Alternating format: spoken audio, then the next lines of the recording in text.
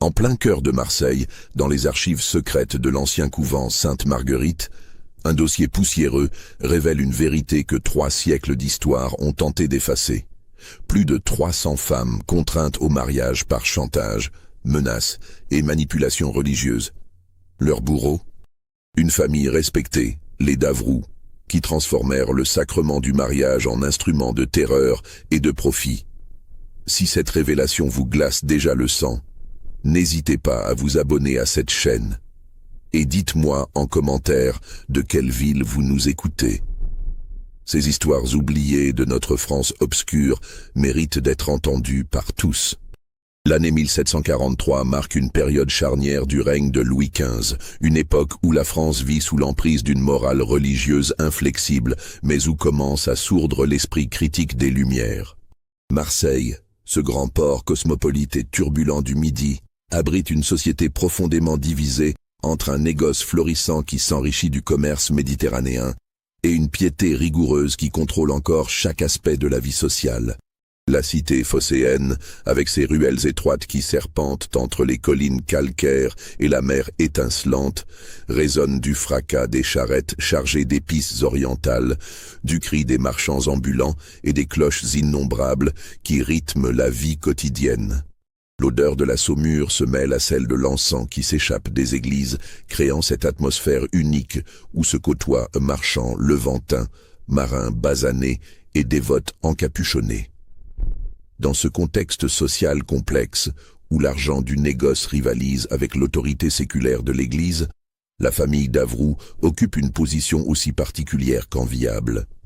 Enrichie par 3 générations de commerce maritime prospère, elle a su, avec une habileté consommée, tisser des liens étroits et durables avec toutes les autorités ecclésiastiques de la région provençale. Pierre-Antoine Davroux, le patriarche âgé de 64 ans, homme au visage austère marqué par les vents marins de sa jeunesse, siège avec une autorité incontestée au conseil paroissial de Saint-Laurent, la plus influente des paroisses marseillaises. Sa stature imposante, ses cheveux blancs soigneusement poudrés et son regard perçant d'un bleu délavé lui confèrent une prestance naturelle qui impressionne autant qu'elle inquiète. Ses mains, autrefois calleuses du travail maritime, se sont affinées au contact des parchemins et des registres, mais conservent cette force qui sait se faire respecter. Sa femme, Marguerite Élise, née Montclair, issue d'une famille de la petite noblesse provençale ruinée par les guerres, compense l'humiliation sociale de sa jeunesse par un zèle religieux ostentatoire. À 58 ans, cette femme au port altier et au sourire contraint préside avec une autorité de fer l'œuvre charitable des Dames de la Miséricorde.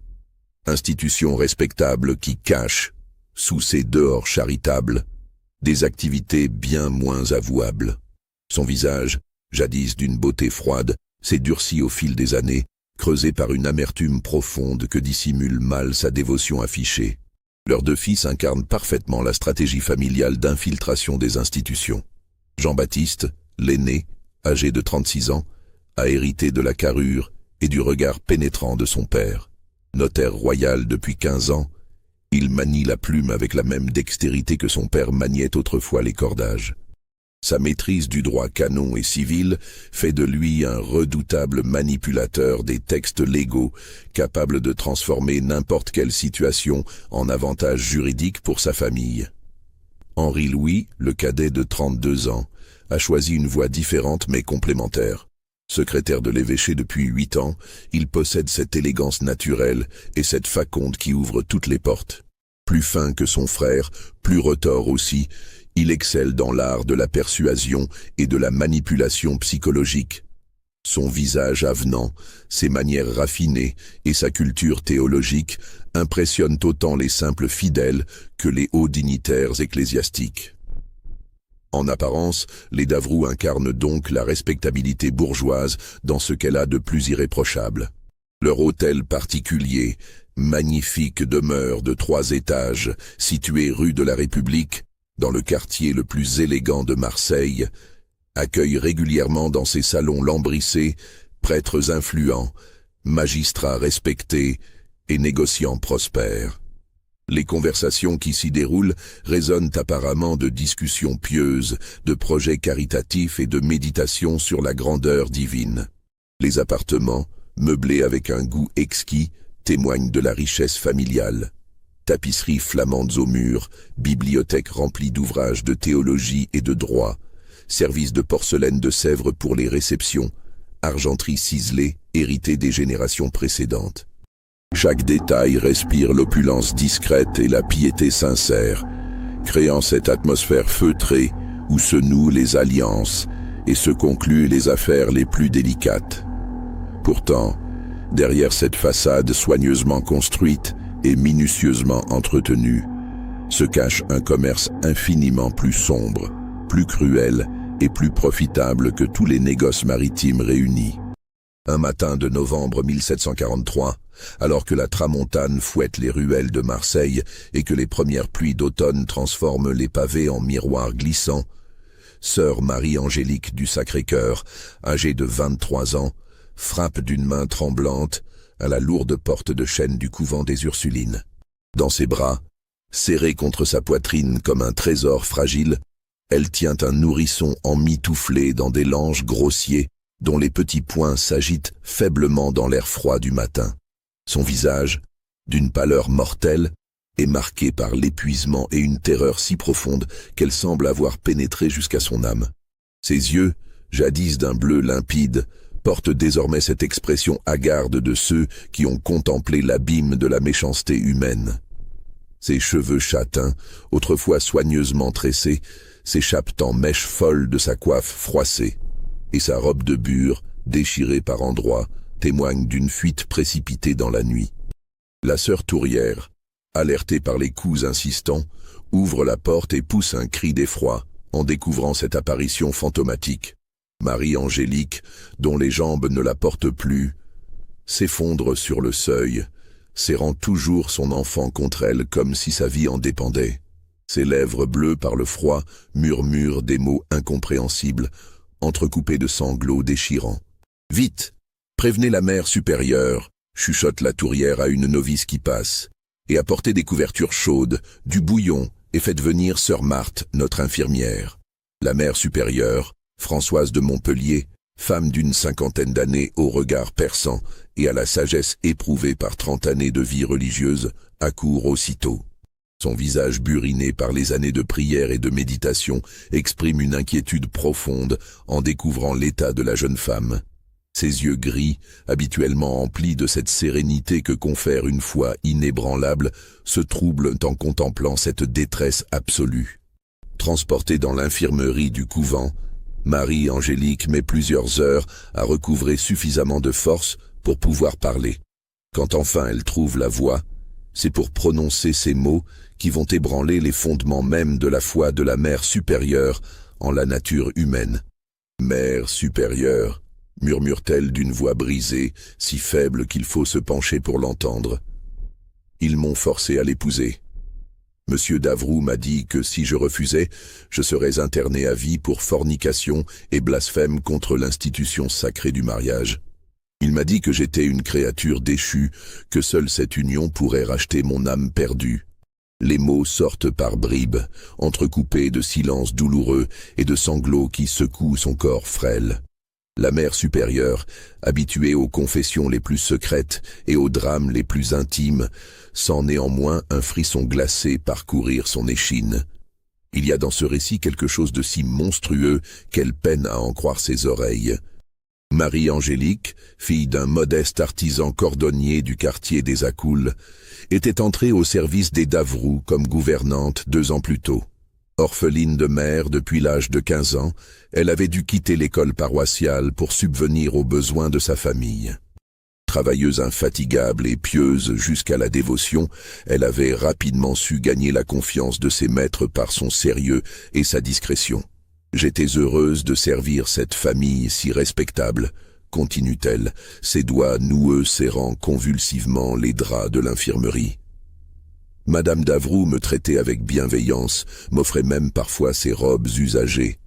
Monsieur Henri-Louis était toujours courtois, me parlait avec respect, s'intéressait à mes lectures pieuses.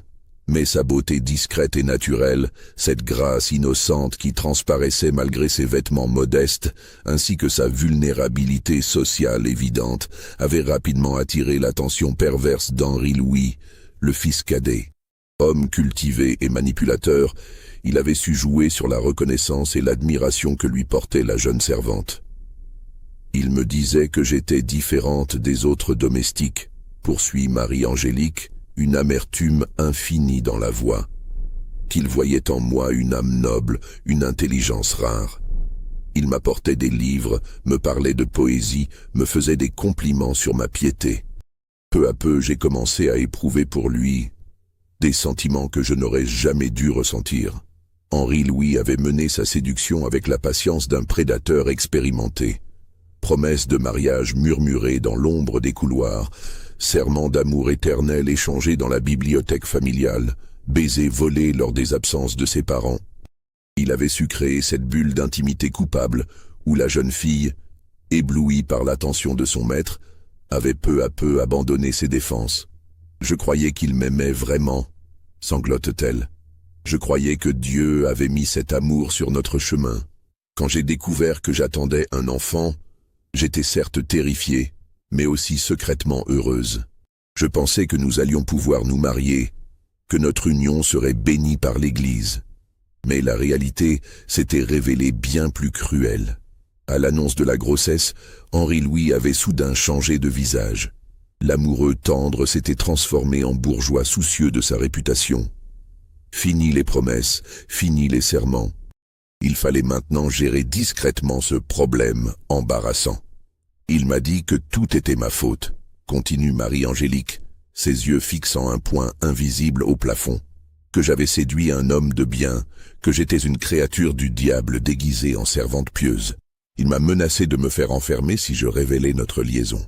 Puis il a disparu, parti soi-disant pour des affaires urgentes à Paris. La jeune femme décrit alors la convocation qui avait scellé son destin. Madame Davroux, informée de la situation par son fils, avait fait appeler Marie-Angélique dans son bureau privé, cette pièce austère, aux murs tapissés de portraits de famille et de crucifix dorés, où se prenaient toutes les décisions importantes de la maisonnée. Elle était assise derrière son secrétaire d'ébène, raconte Marie-Angélique, sa voix prenant une inflexion presque mécanique, comme si elle récitait une leçon apprise par cœur. Elle ne m'a pas regardé une seule fois pendant qu'elle parlait. Elle m'a dit que ma conduite était un scandale, que j'avais souillé l'honneur de sa famille, mais que, par charité chrétienne, elle allait me donner une chance de racheter ma faute. C'est alors qu'avait été présenté monsieur Raoul Vernet, veuf de 58 ans, ancien clerc défroqué pour ivrognerie, homme au visage buriné par la débauche et aux mains tremblantes d'alcoolique.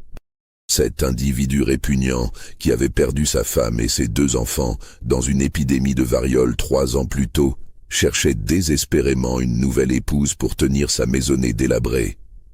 Madame Davroux m'a dit que c'était la volonté divine, continue Marie-Angélique, ses mains se crispant sur les draps, que mon péché pouvait être racheté par ce mariage réparateur, que monsieur Vernet était un homme bon, qui acceptait de prendre une femme souillée par charité chrétienne. Elle m'a dit que si je refusais, elle ferait constater mon état par un médecin et me ferait interner à vie pour fornication et corruption de la jeunesse. Les mots sortent maintenant plus facilement, comme si raconter ce calvaire libérait progressivement la jeune femme du poids qui l'oppresse. Elle décrit la cérémonie précipitée, célébrée un mardi matin dans la chapelle privée des Davroux, sans témoins extérieurs, dans une atmosphère de honte et de terreur, qui transformait ce qui aurait dû être un moment de joie en une parodie sinistre du sacrement du mariage. Le père Constant, aumônier de la famille depuis 20 ans, homme obèse au visage rougeau et aux yeux porcins, avait béni cette union forcée avec une ferveur inquiétante, comme s'il accomplissait une œuvre pie. Ses mains grasses, qui tremblaient légèrement sous l'effet d'une consommation excessive de vin de messe, avaient tracé des signes de croix hasardeux au-dessus des époux mal assortis. Monsieur Vernet m'a dit que je lui appartenais désormais, continue Marie-Angélique, sa voix se faisant plus dure, que mon corps et mon âme étaient sa propriété légitime, que je devais oublier ma vie passée et me consacrer entièrement à son service. Il m'a emmené dans sa maison, rue des Récollettes, une demeure sombre et délabrée qui sentait la moisissure et l'alcool. La jeune femme décrit alors les mois d'enfer qui ont suivi. Enfermée dans cette maison aux volets toujours clos, surveillée par une vieille servante complice, elle a subi les humiliations et les violences de son époux. Vernet, frustré par sa propre déchéance sociale, se vengeait sur cette jeune femme qui lui rappelait quotidiennement son statut d'époux de complaisance. « Il me battait quand je pleurais », murmure-t-elle. « Il me disait que j'étais une marchandise avariée, que j'avais de la chance qu'il accepte de me garder. Quand l'enfant est né, il a refusé de le reconnaître officiellement. Il disait que ce bâtard ne porterait jamais son nom. La fuite a été préparée pendant des semaines. » Profitant d'une nuit où Vernet était parti boire au cabaret du quartier, Marie-Angélique a réussi à s'échapper avec son enfant, emportant seulement quelques hardes et les quelques sous qu'elle avait pu économiser en vendant secrètement ses effets personnels. « J'ai couru dans les rues toute la nuit », conclut-elle, ses yeux enfin fixés sur ceux de la mère supérieure. « J'avais peur qu'il me rattrape, qu'il me ramène de force. Je n'avais qu'une idée, arriver jusqu'ici, me mettre sous la protection de l'Église. Vous êtes ma seule chance de salut. » La mère supérieure, bouleversée par ce récit, observe cette jeune femme brisée et comprend qu'elle ne fait face qu'à la partie émergée d'un iceberg monstrueux. Son instinct, aiguisé par des années d'expérience pastorale, lui souffle que cette histoire n'est pas isolée, qu'elle révèle l'existence d'un système pervers dont l'ampleur dépasse tout ce qu'elle peut imaginer. Les semaines qui suivent cette révélation troublante voient la mère supérieure mener discrètement, mais avec une détermination inflexible, une enquête minutieuse sur les agissements de la famille Davroux. Son approche méthodique, fruit de son expérience d'ancienne éducatrice avant d'entrer dans les ordres, lui permet rapidement de découvrir que l'histoire tragique de Marie-Angélique n'est malheureusement pas un cas isolé. Utilisant le réseau complexe de relations qui unit les différentes congrégations religieuses de la région, elle commence à recueillir des témoignages troublants auprès de ses consoeurs. Chaque conversation, chaque confidence échangée dans le secret des parloirs révèle de nouveaux éléments inquiétants sur les méthodes de cette famille apparemment si respectable. Dans les registres paroissiaux qu'elle consulte avec l'aide discrète de prêtres amis, elle découvre des anomalies si nombreuses et si flagrantes qu'elles ne peuvent être le fruit du hasard. Des mariages célébrés dans l'intimité la plus stricte, sans les bans préalables pourtant obligatoires, impliquant systématiquement des femmes jeunes et des hommes nettement plus âgés. Les témoins de ces unions expédiées sont invariablement des membres de la famille Davroux ou des personnes appartenant à leur cercle d'influence immédiat. Plus troublant encore, elle observe que ces mariages suivent un schéma récurrent. Les épouses sont toujours issues de milieux modestes, souvent orphelines ou filles de famille en difficulté financière, tandis que les époux appartiennent à cette catégorie d'hommes en marge de la société respectable. Veufs âgés, prêtres défroqués, anciens militaires en retraite, négociants ruinés cherchant à restaurer leur image sociale. Sœur Thérèse de l'Incarnation, religieuse âgée de 60 ans au couvent voisin de Saint-Joseph, femme d'une sagesse éprouvée et d'une discrétion absolue, lui confie lors d'une promenade dans les jardins du cloître. « J'ai entendu bien des rumeurs troublantes, ma chère mère. Des jeunes filles qui disparaissent soudainement de leur foyer, puis réapparaissent quelques semaines plus tard, mariées à des hommes qu'elles n'ont jamais rencontrés auparavant. On dit dans les quartiers populaires que les Davroux reçoivent des sommes considérables pour ces arrangements particuliers. Cette révélation incite la mère supérieure à approfondir son investigation. Elle découvre bientôt que le réseau d'influence des Davroux s'étend bien au-delà des simples cercles bourgeois marseillais. Leur fortune, bâtie sur 3 générations de commerce maritime, leur permet de corrompre ou d'influencer un nombre impressionnant de personnes occupant des positions clés dans la société provençale.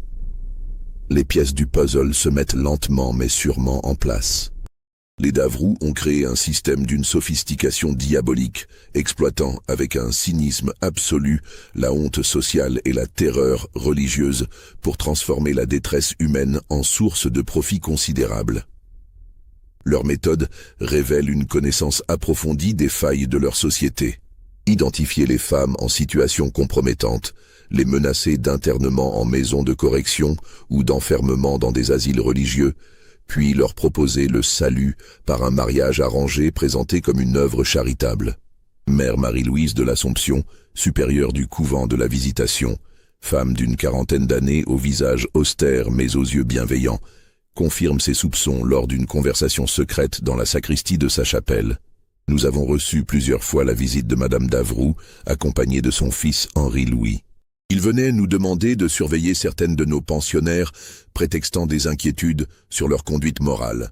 Nous avons toujours refusé, mais d'autres établissements ont sans doute été moins scrupuleux. Cette révélation éclaire d'un jour nouveau la stratégie des Davrous.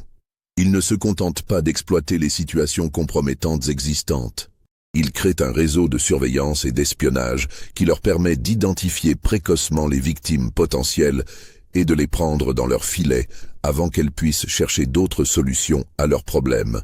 L'enquête révèle également l'existence d'un système de chantage particulièrement pervers. Les Davrous accumulent systématiquement des informations compromettantes sur les familles influentes de la région, créant ainsi un climat de terreur silencieuse qui dissuade toute dénonciation de leurs activités. Prêtres surpris en situation équivoque, négociants aux pratiques commerciales douteuses, magistrats corrompus, tous deviennent des complices forcés ou des témoins réduits au silence. Sœur Marthe de la Compassion, ancienne infirmière devenue religieuse après avoir perdu son mari dans un accident de navigation, apporte un témoignage particulièrement éclairant. J'ai soigné plusieurs jeunes femmes qui portaient des marques de violence. Elles refusaient de parler, terrifiées à l'idée de révéler l'identité de leur bourreau. Mais j'ai fini par comprendre qu'elles avaient toutes été mariées de force par l'intermédiaire des Davrous. Leurs époux les battaient régulièrement, prétendant qu'elles étaient des marchandises défaillantes qui méritaient d'être corrigées. Ces témoignages convergent, révèlent l'ampleur du désastre humain causé par les agissements de cette famille. Mais ils montrent aussi la difficulté de rassembler des preuves tangibles contre un système si bien organisé et si profondément enraciné dans les structures sociales et religieuses de l'époque. Au fil des semaines, l'enquête minutieuse de la mère supérieure révèle l'ampleur véritablement stupéfiante du système mis en place par les Davrous. Loin d'être une simple affaire de mariages arrangés, elle découvre l'existence d'un réseau criminel d'une sophistication remarquable, impliquant de nombreuses institutions religieuses de la région et s'étendant bien au-delà des frontières de la Provence. Les Davrous opèrent en étroite collaboration avec plusieurs établissements ecclésiastiques soigneusement sélectionnés pour leur position stratégique et la corruptibilité de leurs dirigeants. L'Hospice Sainte-Marthe, dirigé par le père Augustin Moreau, un homme de 65 ans au passé trouble, sert de lieu de détention temporaire pour les femmes récalcitrantes. Cet établissement, officiellement destiné à accueillir les indigents et les malades mentaux, dissimule en réalité des cellules d'isolement où les victimes sont persuadées d'accepter les propositions matrimoniales. Le père Moreau, ancien aumônier militaire révoqué pour ivrognerie et détournement de fonds, a trouvé dans cette collaboration avec les Davrous un moyen de restaurer sa situation financière. Cet homme corpulent au visage rougeau, aux mains toujours tremblantes et au regard fuyant, dirige son établissement avec une cruauté particulière envers les femmes qui lui sont confiées. Il n'hésite pas à utiliser des méthodes d'intimidation physique et psychologique pour briser la résistance de ses pensionnaires. Le couvent de la Visitation, malgré les réticences initiales de sa supérieure, participe également au système par l'intermédiaire de sœur Agnès du Saint-Sacrement, économe de l'établissement. Cette femme de 45 ans, aigrie par des années de frustration et de petitesse, a développé une véritable haine envers ses consoeurs plus jeunes et plus attractives. Elle se charge d'identifier parmi les novices et les pensionnaires celles qui pourraient présenter des problèmes moraux et transmet discrètement ces informations aux Davrous. L'investigation révèle également l'existence d'un troisième complice institutionnel particulièrement important, le séminaire Saint-Charles, dirigé par Monseigneur Étienne de Fleurieux, homme de 70 ans officiellement respecté, mais secrètement corrompu. Ce prélat, issu d'une famille noble désargentée, utilise sa position pour fournir aux Davrous des informations sur les familles en difficulté financière et les scandales étouffés de la haute société provençale. Les hommes qui acceptent de participer à ces mariages arrangés forment un groupe hétéroclite mais uni par des intérêts communs et des faiblesses personnelles que les Davrous exploitent avec un cynisme consommé. Veuves âgées cherchant une nouvelle épouse pour un coût minimal, prêtres défroqués en quête de respectabilité sociale, négociants ruinés désireux d'acquérir une façade morale, anciens militaires en retraite ayant besoin d'une domestique gratuite. Tous payent grassement les Davrous pour leurs services, tout en fournissant une façade de légitimité à leurs activités criminelles. Parmi ces complices, certains noms reviennent régulièrement dans les témoignages recueillis. Maître Antoine Girard, ancien procureur révoqué pour prévarication, âgé de 55 ans, a épousé 4 femmes différentes en 6 ans, chacune d'elles ayant mystérieusement disparu après quelques mois de mariage.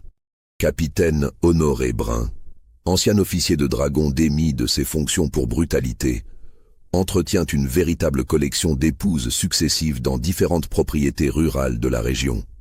Jean-Baptiste Davrou, en tant que notaire royal, joue un rôle central dans cette organisation criminelle. Sa maîtrise du droit civil et canon lui permet de rédiger des contrats de mariage d'une précision juridique redoutable, transformant chaque union en piège légal inextricable. Ces documents, rédigés dans un jargon incompréhensible pour les victimes, stipulent que l'épouse renonce à tous ses droits patrimoniaux, y compris sur ses biens propres et sa descendance future. Plus pervers encore, ces contrats contiennent des clauses secrètes qui permettent aux époux de revendre leur femme à d'autres hommes en cas de défaillance conjugale ou de manquement au devoir d'épouse. Cette pratique, parfaitement illégale mais habilement dissimulée dans les méandres du droit, transforme littéralement ces femmes en esclaves sexuels et domestiques vendus aux plus offrants. Henri-Louis, fort de sa position privilégiée au secrétariat de l'évêché, exploite sa connaissance intime des rouages administratifs ecclésiastiques pour obtenir rapidement les dispenses nécessaires à l'accélération des procédures matrimoniales. Sa culture théologique et son charisme naturel lui permettent de convaincre les prélats les plus réticents de la nécessité de ces mariages réparateurs, présentés comme des œuvres de miséricorde chrétienne. Si ces révélations vous donnent déjà des frissons, n'hésitez pas à liker cette vidéo et dites-moi en commentaire ce que vous pensez de ces méthodes. Car vous n'avez encore rien entendu du plus effroyable. Un registre secret, découvert par hasard dans les papiers personnels de Pierre-Antoine Davrou lors d'une perquisition discrète organisée par un clerc de confiance de la mère supérieure, révèle l'aspect le plus sordide et le plus terrifiant de leur commerce. Ce document, rédigé de la main même du patriarche dans une écriture serrée et méthodique, répertorie chaque femme avec une précision comptable qui glace le sang. Chaque victime y est cataloguée selon ses qualités marchandes et ses défauts commerciaux. Âge, degré de beauté évalué sur une échelle de 1 à 10, fortune familiale estimée, nature précise du scandale qui l'a compromise, résistance psychologique présumée et surtout, prix de vente potentiel. Les annotations marginales, griffonnées d'une écriture plus hâtive, révèlent un cynisme absolu. Celle-ci pleure trop. Réduire le prix. Excellente reproductrice, majorée de 50 livres. Famille influente, négociée discrètement. Les prix pratiqués par les Davrous varient selon des critères d'une précision marchande révoltante, allant de 50 livres pour les cas difficiles. Femmes vieillissantes ou au passé particulièrement compromettant, jusqu'à 300 livres pour les pièces de choix. Jeune fille de bonne famille, momentanément fragilisée par des circonstances malheureuses. Plus troublante encore, le registre mentionne une catégorie particulière de cas spéciaux qui révèle l'extension progressive des activités criminelles de la famille. On y trouve des femmes de la petite noblesse déchue, contraintes au mariage pour éviter l'opprobre social, des épouses d'hommes partis en guerre ou en voyage commercial, devenues vulnérables pendant l'absence prolongée de leur mari, des filles de familles rivales des Davrous, éliminées de la concurrence commerciale par le chantage et la contrainte matrimoniale. Cette dernière catégorie révèle que les Davrous ne se contentent pas de profiter passivement de la détresse existante. Ils la créent activement, orchestrant avec une habileté diabolique des situations compromettantes pour forcer leurs victimes dans leur filet. Scandales montés de toutes pièces, témoignages fabriqués, preuves falsifiées, tous les moyens sont bons pour alimenter leur commerce ignoble.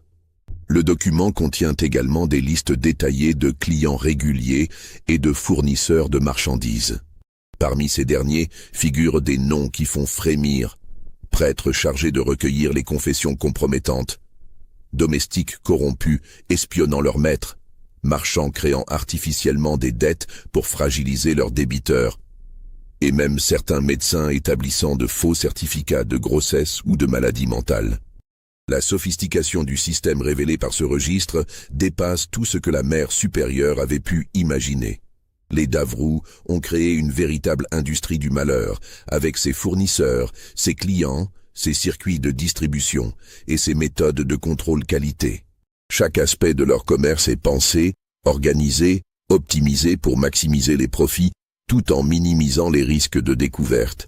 Les annotations les plus récentes du registre révèlent une expansion inquiétante des activités. De nouvelles catégories apparaissent. Veuves exploitables, femmes ayant perdu leur mari et susceptibles d'être facilement manipulées, héritières isolées, jeunes femmes dont l'entourage familial pourrait être éliminé ou corrompu, filles de familles endettées, victimes potentielles dont les parents accepteraient n'importe quel arrangement pour éponger leurs dettes. Cette diversification révèle l'ambition croissante des Davrous. Ils ne se contentent plus d'exploiter les situations compromettantes existantes. Ils développent de nouvelles méthodes pour créer artificiellement de la vulnérabilité sociale et psychologique. Leur réseau s'étend, leurs méthodes se raffinent, leur cruauté s'approfondit. Le registre mentionne également des projets d'expansion géographique. Des contacts ont été établis avec des familles complices à Lyon, Toulon, Nice et même Gênes. L'objectif avoué est de créer un réseau international de traite matrimoniale, utilisant les circuits commerciaux méditerranéens pour déplacer les victimes loin de leur famille et de leurs repères sociaux. L'automne 1743 apporte une série de développements inquiétants qui transforment progressivement l'enquête discrète de la mère supérieure en une course contre la montre. Marie-Angélique, toujours réfugiée dans la sécurité relative du couvent des Ursulines, commence à recevoir des menaces de plus en plus explicites et terrifiantes. Les premières manifestations de cette campagne d'intimidation sont subtiles mais efficaces. Des lettres anonymes, rédigées dans une écriture déguisée, sont glissées sous la porte de sa cellule au petit matin. Ces messages, d'une brutalité psychologique remarquable, alternent promesses de pardon et menaces de mort. Retourne chez ton époux légitime ou subis les conséquences de ta désobéissance. Dieu punit les épouses rebelles par des châtiments éternels. Ton enfant bâtard paiera pour tes péchés si tu ne rentres pas dans le droit chemin. Ces lettres, analysées minutieusement par la mère supérieure, révèlent une connaissance intime de la personnalité de Marie-Angélique et de ses faiblesses psychologiques. Leurs auteurs savent exactement quels arguments utiliser pour ébranler sa résistance. Culpabilité religieuse, inquiétude maternelle, peur de l'isolement social.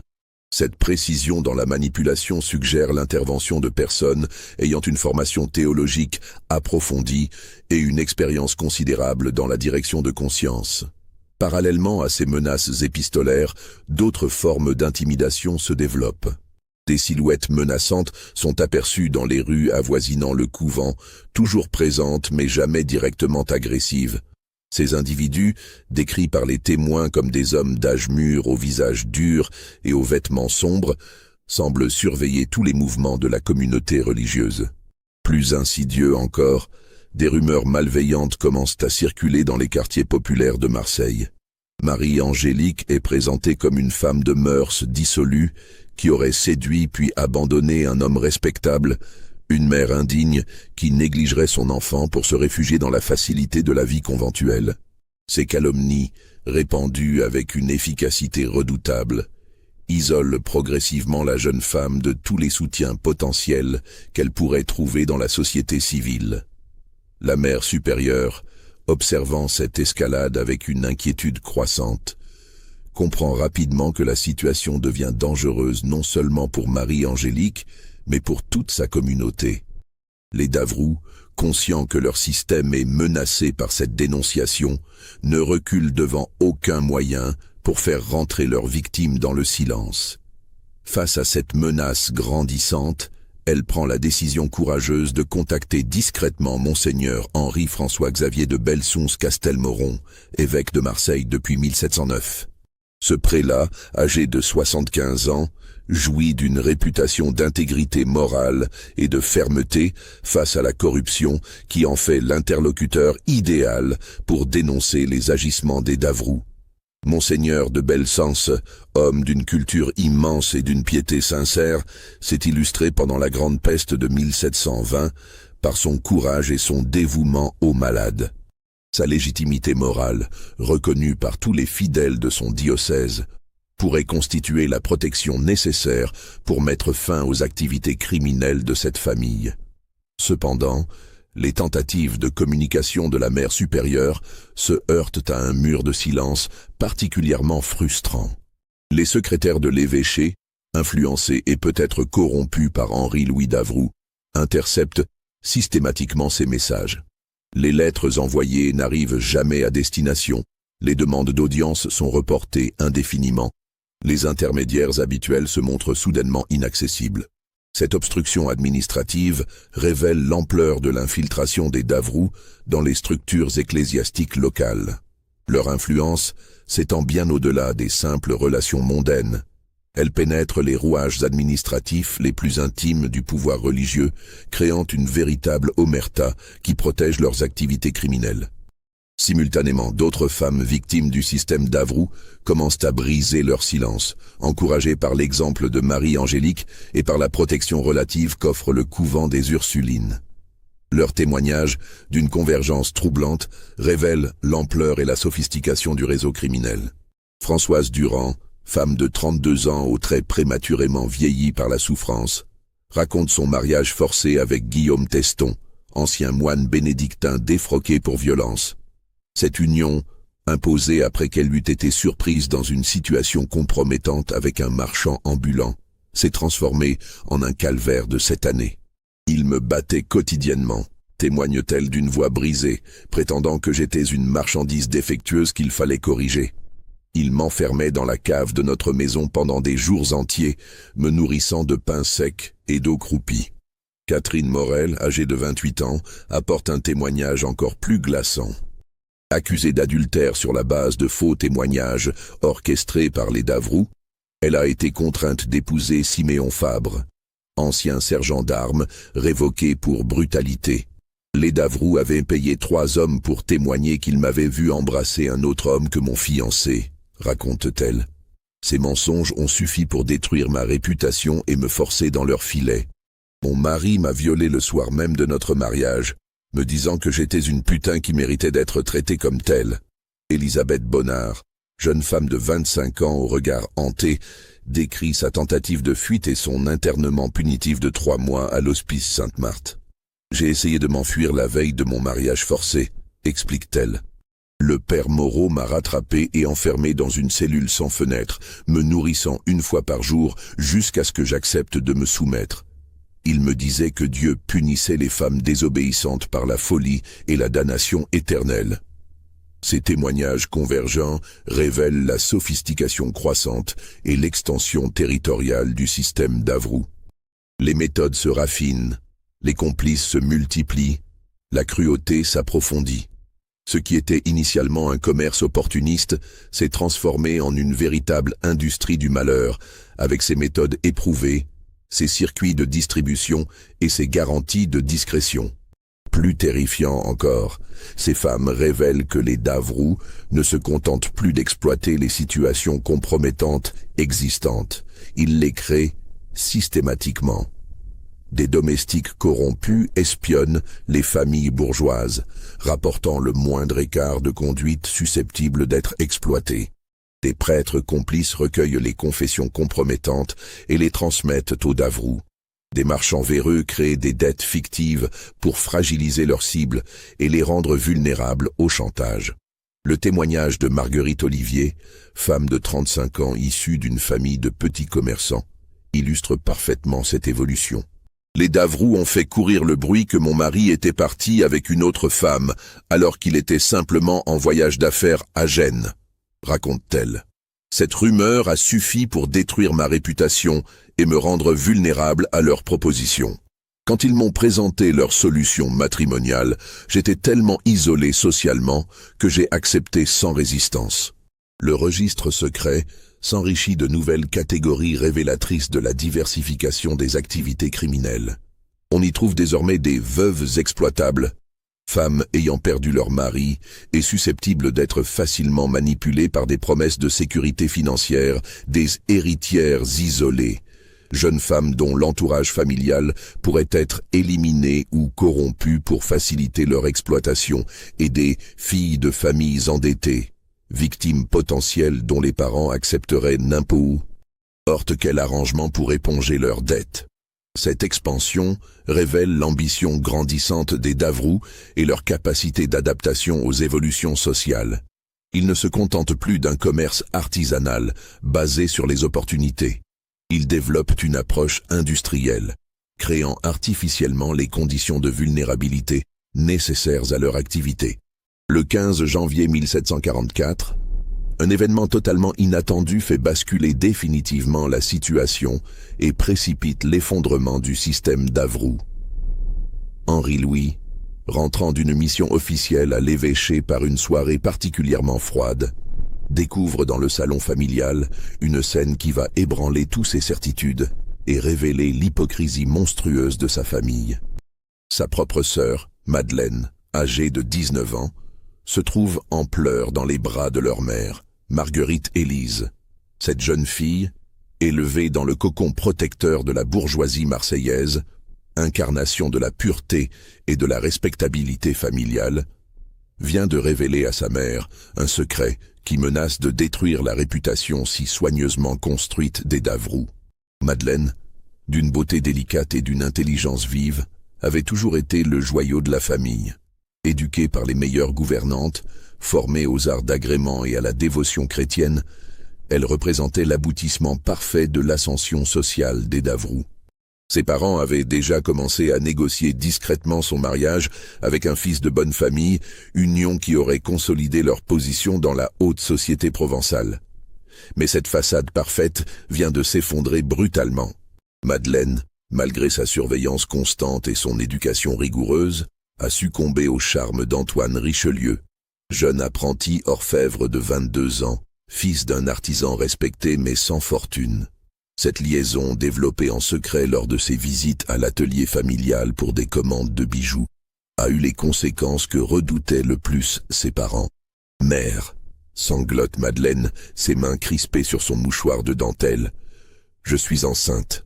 Antoine m'a promis le mariage, mais père ne l'acceptera jamais. Que vais-je devenir? Notre famille sera déshonorée à jamais. » Henri Louis, témoin de cette scène déchirante, se trouve pour la première fois de sa vie confronté à un dilemme moral d'une complexité insupportable. Lui qui a orchestré sans scrupule le malheur de centaines de femmes, voilà qu'il doit faire face à la même situation avec sa propre sœur. L'ironie de la situation ne lui échappe pas, mais elle ne fait qu'aggraver son trouble. Sa première réaction est celle d'un frère protecteur. L'idée d'appliquer à Madeleine les méthodes qu'il impose routinièrement aux autres femmes lui paraît non seulement inconcevable, mais monstrueuse. Comment pourrait-il contraindre sa sœur chérie à épouser un homme répugnant?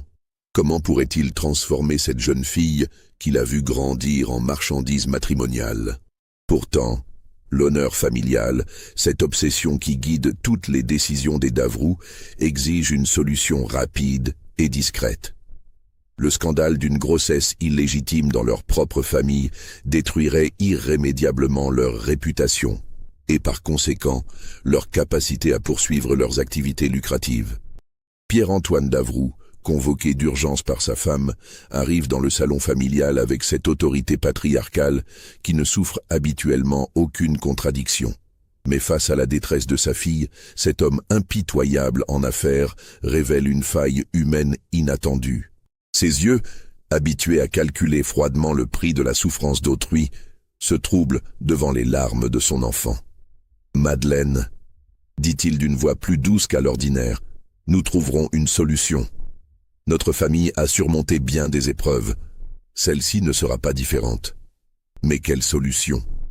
Les méthodes habituelles des Davroux sont-elles applicables à leur propre fille ? L'apprenti orfèvre peut-il être éliminé ou corrompu ? Un mariage forcé avec un homme complice est-il envisageable ? C'est dans ce contexte de crise familiale aiguë que se produit l'événement qui va précipiter la chute définitive du système Davroux. Madeleine, dans un accès de désespoir et cherchant une oreille compatissante, décide de se confier à sœur Marie-Angélique lors d'une visite de courtoisie au couvent des Ursulines. Cette rencontre, arrangée par Marguerite-Élise dans l'espoir que l'exemple d'une femme repentie pourrait influencer positivement sa fille, va avoir des conséquences diamétralement opposées à celles escomptées. Marie-Angélique, recevant Madeleine dans le parloir du couvent, reconnaît immédiatement dans cette jeune fille bourgeoise, terrorisée, sa propre détresse d'autrefois. Mais au lieu de la compassion attendue, elle éprouve une colère froide, en réalisant que la sœur de ses bourreaux va subir le même sort que toutes les autres victimes de cette famille. « Mademoiselle, lui dit-elle avec une détermination glacée, vous allez enfin comprendre ce que votre famille fait subir aux innocentes depuis des années.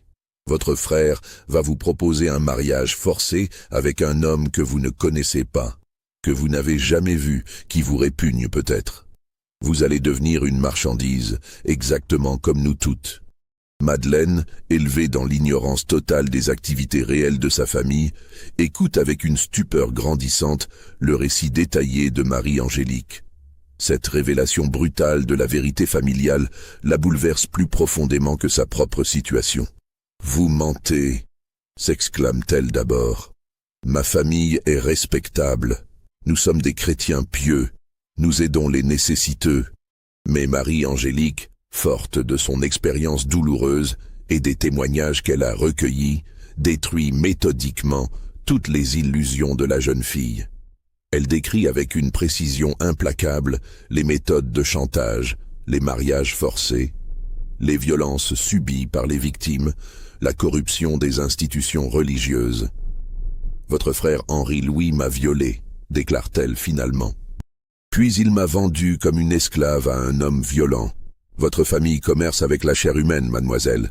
Et maintenant, c'est votre tour de devenir une marchandise. » Cette révélation brutale provoque chez Madeleine un effondrement psychologique complet. La jeune fille, confrontée simultanément à sa propre détresse et à la découverte de l'activité criminelle de sa famille, sombre dans une crise nerveuse qui nécessite l'intervention de l'infirmière du couvent. Quand elle reprend ses esprits, sa première réaction est de fuir le couvent pour confronter sa famille. Mais au lieu de nier les accusations de Marie-Angélique, elle exige des explications détaillées sur les activités réelles des Davroux. De retour dans l'hôtel familial, Madeleine fait irruption dans le bureau de son père avec une violence inhabituelle. Ces accusations, jetées pêle-mêle dans un mélange de colère et de désespoir, prennent Pierre-Antoine au dépourvu. « Père, crie-t-elle, cette femme au couvent dit que vous vendez des épouses, que vous forcez des malheureuses à épouser des hommes répugnants, que vous gagnez de l'argent avec leurs souffrances. Dites-moi que c'est faux. » Pierre-Antoine Davroux, acculé par sa propre fille et pris de court par la violence de son accusation, commet alors l'erreur fatale qui va précipiter sa chute. Dans sa colère et sa frustration, croyant impressionner sa fille rebelle en révélant l'ampleur de leur influence, il dévoile involontairement la vérité sur leurs activités. « Nous avons sauvé plus de 300 femmes perdues », s'exclame-t-il avec une fierté mal placée. « Nous leur avons donné une chance de racheter leur honneur souillé. » Sans nous, elles auraient fini dans la rue comme des prostituées ou internées à vie dans des asiles. Nous sommes des bienfaiteurs, pas des criminels. Cette confession involontaire, loin de rassurer Madeleine, ne fait que confirmer ses pires craintes. La jeune fille, horrifiée par la révélation de l'ampleur du commerce familial, comprend qu'elle est prisonnière d'un système monstrueux dont elle ne pourra jamais s'échapper. Sa réaction est immédiate et désespérée. Elle s'enfuit de la maison familiale dans la nuit, emportant seulement quelques effets personnels, et trouve refuge auprès de la mère supérieure du couvent des Ursulines. Son témoignage, venant de l'intérieur même de la famille d'Avroux, constitue enfin la preuve irréfutable qu'attendaient les autorités ecclésiastiques pour agir. Madeleine peut révéler les détails les plus secrets du fonctionnement familial, citer les noms des complices, localiser les documents compromettants, expliquer les méthodes de chantage et de corruption. Plus importante encore, elle peut témoigner des projets d'extension du réseau criminel, des contacts établis avec d'autres familles complices dans différentes villes, des méthodes de blanchiment des profits illicites, et surtout, de l'existence du registre secret où sont consignés tous les détails de leurs activités. Les derniers mois de 1744 assistent à l'effondrement progressif mais inexorable de l'empire criminel des Davroux, dans une spirale de révélations qui horrifie la société marseillaise et provoque un scandale d'ampleur nationale. L'enquête officielle, menée par le commissaire royal Charles-Alexandre de Motion, magistrat d'une probité reconnue dépêché directement depuis Paris par ordre du garde des Sceaux, révèle l'existence d'un système de corruption d'une ampleur jusqu'alors insoupçonnée. Cette investigation, dotée de pouvoirs exceptionnels et menée avec une rigueur implacable, met au jour l'implication directe d'une quinzaine de prêtres corrompus, de 3 couvents détournés de leur mission spirituelle, de 2 hospices transformés en centres de détention illégale, et d'une 50aine de complices laïcs occupant des positions stratégiques dans la société provençale. Les registres secrets, minutieusement tenus par la famille d'Avroux sur 3 décennies, deviennent les pièces à conviction principales du procès. Ces documents, d'une précision comptable révoltante, révèlent non seulement les 312 mariages forcés officiellement recensés, mais aussi l'existence d'un système financier d'une complexité remarquable. L'analyse détaillée de ces registres révèle que les Davroux ont amassé une fortune colossale, évaluée à plus de 50 000 livres, somme considérable pour l'époque. Cette richesse, soigneusement dissimulée dans un réseau complexe de propriétés immobilières, de rentes viagères et de prêts usuriers, témoigne de la rentabilité exceptionnelle de leur commerce criminel. Plus troublant encore, l'enquête révèle que les profits de cette activité ont été systématiquement réinvestis dans l'expansion du réseau. Les Davroux ont financé la corruption de nouveaux complices, l'acquisition de propriétés servant de centres de détention, et même la création de faux établissements religieux destinés à légitimer leurs activités. Pierre-Antoine Davroux, confronté aux preuves accablantes rassemblées par le commissaire royal, tente une dernière manœuvre désespérée. Il présente ses activités comme une œuvre charitable d'inspiration chrétienne, destinée à sauver l'honneur des femmes perdues et à restaurer l'ordre moral dans la société provençale. « Monseigneur le commissaire », plaide-t-il avec l'éloquence du désespoir, « nous avons consacré notre vie et notre fortune à une mission de salut public. Ces femmes étaient déshonorées, promises à la perdition éternelle. Nous leur avons offert une chance de rédemption par le sacrement du mariage. Nos méthodes ont pu paraître rigoureuses, mais elles étaient nécessaires pour vaincre la résistance du péché. Mais cette défense, habilement construite, s'effondre immédiatement face aux témoignages de plus en plus nombreux des victimes. Ces femmes, encouragées par l'exemple de Marie-Angélique et protégées par l'autorité royale, brisent enfin leur silence pour révéler l'ampleur de leur souffrance. Leurs récits, d'une convergence troublante, réduisent à néant les prétentions charitables des Davroux. Violence conjugale systématique, séquestration, viol, chantage, corruption. Chaque témoignage ajoute une nouvelle dimension à l'horreur de ce système. Le procès, qui s'ouvre solennellement en mars 1745 dans la grande salle du palais de justice de Marseille, fait scandale dans toute la Provence et attire l'attention de la cour de Versailles. Les révélations quotidiennes, rapportées par les gazettes et colportées par les voyageurs, horrifient l'opinion publique et suscitent un mouvement de solidarité sans précédent envers les victimes. Les audiences révèlent progressivement des détails encore plus sordides. On découvre que certaines femmes ont été mariées de force, à plusieurs reprises, leurs époux précédents étant morts dans des circonstances suspectes qui suggèrent la possibilité d'empoisonnement ou d'accidents arrangés. D'autres ont été séquestrées pendant des années dans des propriétés rurales isolées, contraintes à des travaux forcés sous prétexte de correction morale. Jean-Baptiste Davroux, le notaire, révèle sous la question, pratique encore légale à l'époque, l'existence d'un réseau similaire opérant dans les principales villes du royaume. Les familles complices, identifiées grâce à sa correspondance secrète, sont rapidement arrêtées à Lyon, Toulon, Avignon et même Paris. Ces arrestations révèlent l'ampleur nationale du phénomène. Les Davroux n'étaient pas des criminels isolés, mais les dirigeants d'un véritable réseau criminel organisé, avec ses ramifications, ses méthodes standardisées et ses circuits financiers sophistiqués. Henri-Louis, le fils cadet, tente de fuir vers les États pontificaux en espérant trouver refuge auprès de complices ecclésiastiques. Mais il est arrêté à la frontière par les autorités savoyardes, alertées par les services du commissaire royal. Ses papiers personnels, saisis lors de son arrestation, révèlent des correspondances compromettantes avec des prêtres corrompus de Rome, suggérant une extension internationale du trafic. Ces documents révèlent notamment l'existence d'un projet d'exportation de marchandises matrimoniales vers les colonies américaines, où la pénurie de femmes rendrait cette activité particulièrement lucrative. Les Davroux avaient établi des contacts avec des planteurs de Saint-Domingue et de la Martinique, prêts à payer des sommes considérables pour obtenir des épouses européennes. Le verdict, rendu en septembre 1745 après 6 mois de procès, frappe l'opinion par sa sévérité. Pierre-Antoine Davroux, reconnu coupable de trafic d'êtres humains, de corruption, de chantage et de complicité de violence, est condamné aux galères à perpétuité. Cette sentence, particulièrement lourde pour un homme de son âge et de sa condition sociale, témoigne de la gravité exceptionnelle de ses crimes. Ses fils reçoivent des peines de 20 années de bagne, peine qui équivaut dans les faits à une condamnation à mort différée, tant les conditions de détention dans les galères royales sont réputées pour leur dureté.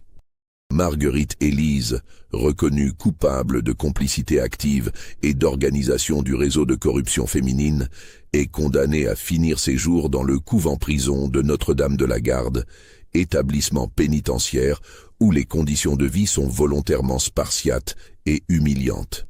La confiscation de tous les biens familiaux représente une somme colossale qui permet d'indemniser partiellement les victimes survivantes. Cette redistribution, organisée sous la supervision du commissaire royal, constitue un précédent juridique important dans la reconnaissance des droits des femmes victimes de violences. Mais cette justice humaine, aussi exemplaire soit-elle, ne peut effacer 3 décennies de souffrances infligées à des centaines de femmes innocentes. L'enquête révèle que beaucoup de victimes, marquées à vie par leur mariage forcé et les violences subies, ne retrouveront jamais un équilibre psychologique normal. Certaines de ces femmes, devenues veuves par la mort naturelle ou suspectes de leurs époux, découvrent avec amertume qu'elles ne peuvent se remarier légalement. Les irrégularités juridiques de leurs unions précédentes, orchestrées par Jean-Baptiste Davroux, créent des situations matrimoniales inextricables qui les condamnent à un célibat forcé. D'autres, rendus stériles par les violences conjugales ou les tentatives d'avortement clandestin, voient s'éteindre définitivement leurs espoirs de maternité. Quelques-unes, psychologiquement brisées par leurs épreuves, sombrent dans la folie et finissent leurs jours dans des asiles d'aliénés.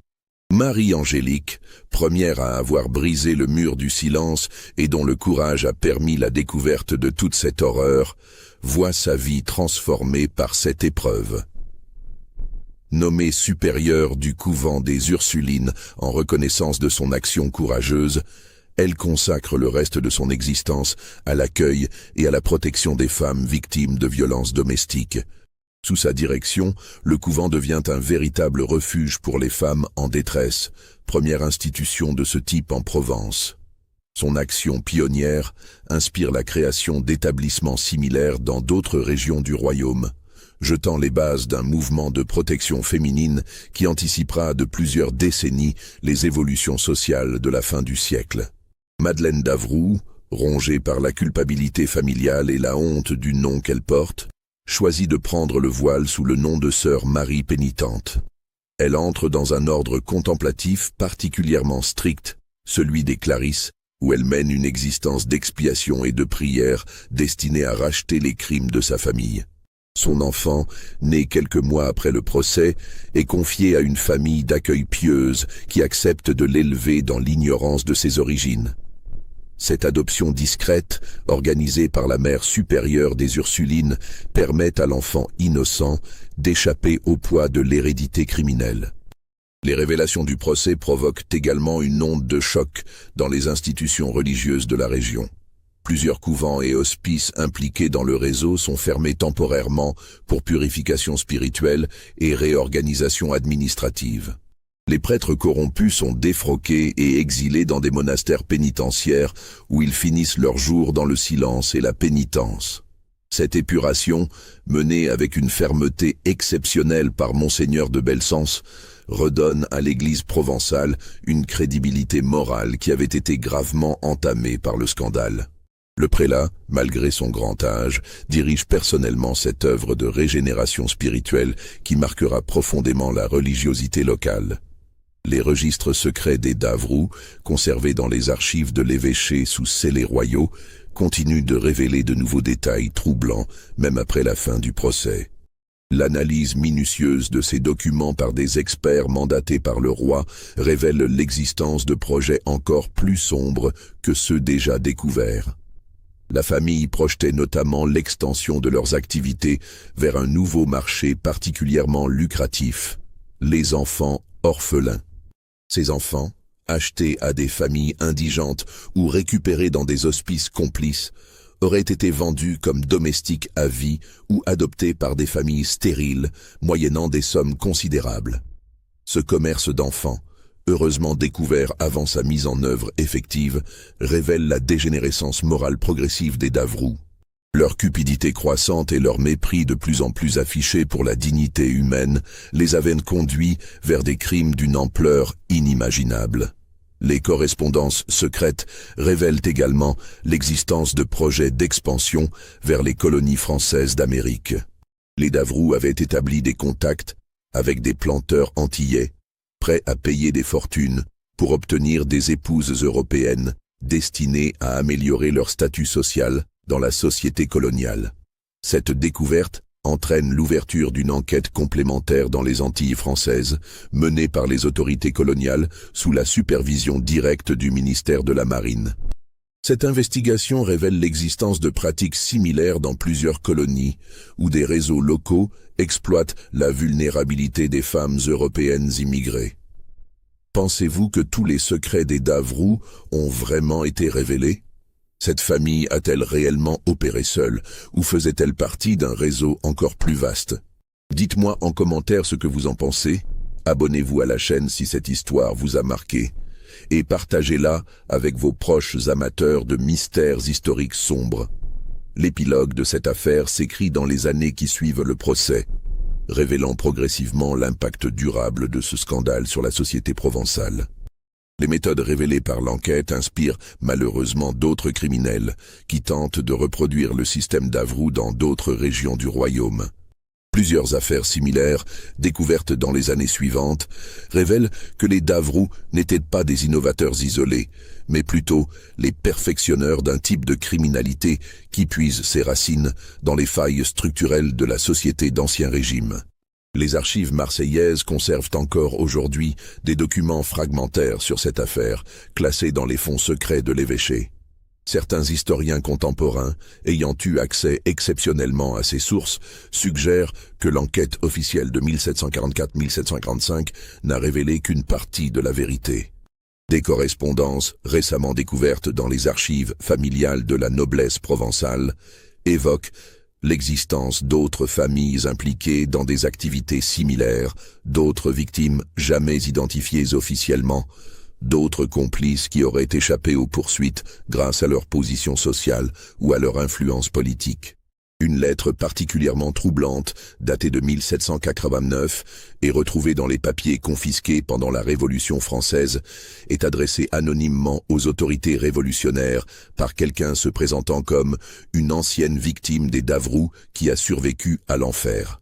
L'auteur de cette missive, dont l'identité n'a jamais été établie, affirme que le système mis en place par cette famille n'a jamais complètement disparu. Il aurait évolué, se serait adapté aux transformations sociales, trouvant de nouvelles formes d'expression dans la société post-révolutionnaire. Les Davroux sont morts, écrit cette correspondante mystérieuse, mais leurs méthodes leur ont survécu. D'autres familles, d'autres noms, d'autres visages, mais la même cruauté fondamentale, la même exploitation de la faiblesse féminine. Le mal qu'ils ont semé continue de porter ses fruits empoisonnés. Cette lettre révèle également l'existence présumée de documents secrets jamais retrouvés, cachés par les Davroux avant leur arrestation. Ces papiers contiendraient, selon elle, la liste complète de leurs complices, y compris des personnalités de premier plan qui auraient échappé aux investigations officielles. Méfiez-vous, continue cette correspondante anonyme, de ceux qui prétendent sauver l'honneur des femmes en détresse. Parfois, le salut qu'ils proposent est pire que la damnation qu'ils prétendent éviter. Les prédateurs savent se déguiser en sauveurs.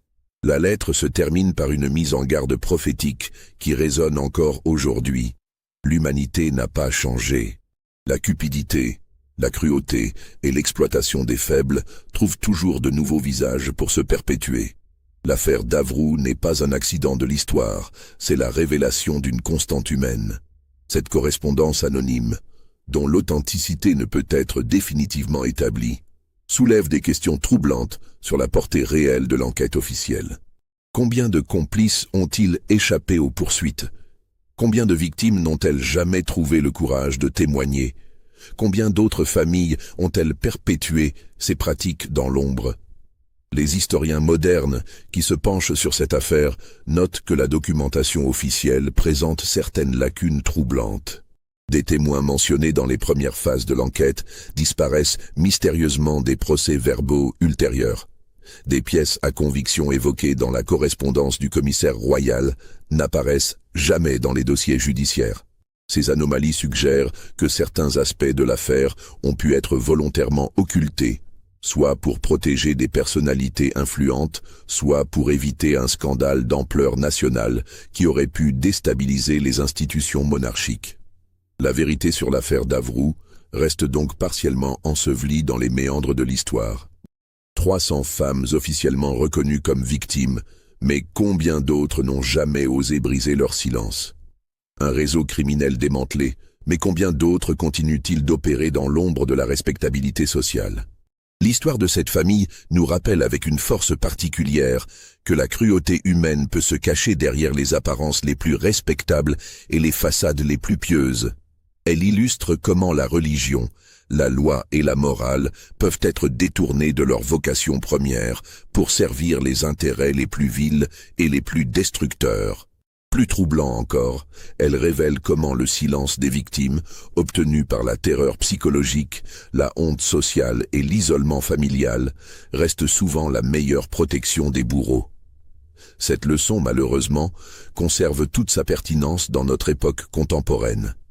Dans les rues de Marseille, l'ancien hôtel particulier des Davroux, confisqué après leur condamnation, abrite aujourd'hui un musée consacré à l'histoire des femmes en Provence. Une plaque discrète, apposée en 1989 à l'occasion du bicentenaire de la Révolution française, évoque sobrement la mémoire des victimes anonymes de l'intolérance et de l'exploitation. Mais cette plaque, volontairement elliptique, ne mentionne pas explicitement les noms des bourreaux, comme si 3 siècles d'histoire ne suffisaient pas à lever complètement le voile sur cette page particulièrement sombre de l'histoire provençale. Les guides touristiques qui font visiter ce musée évoquent généralement l'affaire d'Avroux en termes prudents, parlant d'un scandale du XVIIIe siècle sans entrer dans les détails les plus troublants. Cette pudeur historique témoigne de la persistance d'un malaise collectif face à cette révélation de la capacité humaine au mal organisé et systématique. La macabre histoire de la famille d'Avroux nous interroge donc sur les limites de la justice humaine et sur la persistance du mal à travers les transformations historiques. Elle nous rappelle que derrière chaque façade respectable peut se cacher une vérité monstrueuse, et que le prix du silence est parfois infiniment plus lourd que celui de la vérité. Cette histoire nous enseigne également que la vigilance collective est le seul rempart efficace contre l'exploitation des plus vulnérables. Elle montre comment l'indifférence sociale et l'aveuglement volontaire peuvent permettre à des systèmes criminels de prospérer pendant des décennies sous les apparences de la respectabilité. Enfin, elle nous rappelle que les victimes de l'exploitation et de la violence trouvent souvent dans le courage de témoigner leur seule possibilité de rédemption et de justice. Marie-Angélique, par son refus du silence, a non seulement sauvé sa propre dignité, mais aussi permis la libération de centaines d'autres femmes. Son exemple résonne encore aujourd'hui comme un appel à ne jamais accepter l'inacceptable, à ne jamais considérer comme normal ce qui blesse profondément notre humanité commune. Dans un monde où l'exploitation des plus faibles continue sous de nouvelles formes, l'histoire des Davroux conserve malheureusement toute sa pertinence et toute sa force d'avertissement.